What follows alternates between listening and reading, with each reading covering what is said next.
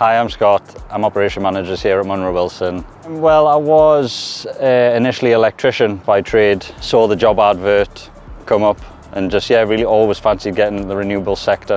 Just because I thought it was the future, to be honest. I thought it would be good work. It was an industry that was rapidly growing. So as Operations Manager, I kind of take care of the day-to-day running of the whole show.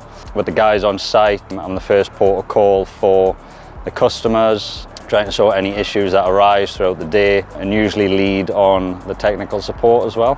The thing I enjoy most about the job is seeing the customer satisfaction when at the end of an install, when it's all went well and the system's in full flow.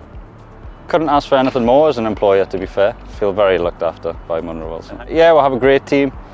We all get on, all hard workers. Another good part of the job, actually, just because it is such a good team. Everyone's up for a good laugh and a good crack, and also getting on with the work at the same time. So yeah, it's a cracking team, actually.